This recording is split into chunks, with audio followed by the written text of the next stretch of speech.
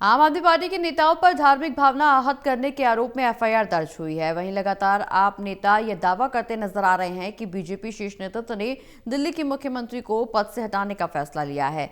इन सब के तमाम विषयों पर चर्चा करते हुए टीवी संवाददाता विशाल सिंह ने खास बातचीत की है बीजेपी अध्यक्ष वीरेंद्र सचदेवा से। दिल्ली बीजेपी अध्यक्ष वीरेंद्र सचदेवा जी इस वक्त हमारे साथ मौजूद हैं। सर, सौरभ भारद्वाज और आम आदमी पार्टी के कई नेताओं पर एफआईआर दर्ज हुई है धार्मिक भावनाओं को ठेस पहुंचाने के खिलाफ में। अब आप अगर किसी धर्म विशेष के धार्मिक चिन्हों को लेकर अभद्र व्यवहार करेंगे, टिप्पणी करेंगे, तो फिर उसका परिणाम भी भुगतने के लिए आपको तैयार रहना चाहिए।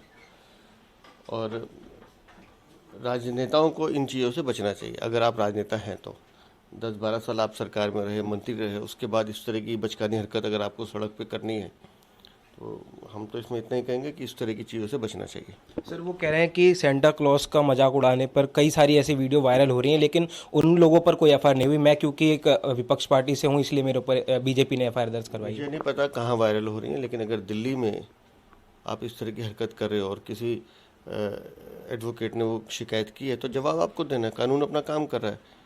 सोशल मीडिया पे अपना बयान देने से अच्छा है कानून के सामने अपना जवाब दें।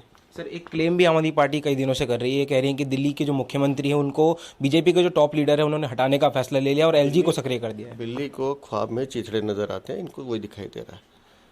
दिल्ली की सरकार 10 महीनों में जिस तरह से दिल्ली में लगातार काम कर रही है, सड़कों पर लोगों को परिवर्तन होता हुआ दिखाई दे रहा है, विजिबिलिटी दिख रही है।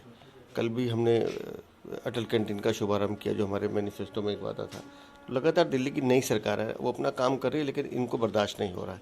तो इनकी तड़प मैं समझ सकता हूँ और इनको ऐसे ही छोड़ना चाहिए। सर, अंतिम सवाल, अटल कैंटीन को लेकर भी उन्होंने एक दावा किया है कि बीजेपी ने मीडिया में तो 100 कैंटीन का नाम ले दिया, लेकिन लॉन्च सिर्फ 45 का लिया। हमने पहले दिन कहा था कि 100 कैंटीन खोलनी है।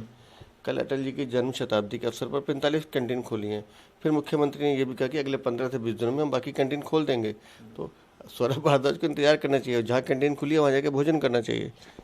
तो आपने सुना दिल्ली बीजेपी अध्यक्ष वीरेंद्र सचदेवा को। सहयोगी पवन शर्मा के साथ दिल्ली से टोटल टीवी के लिए विशाल सिंह।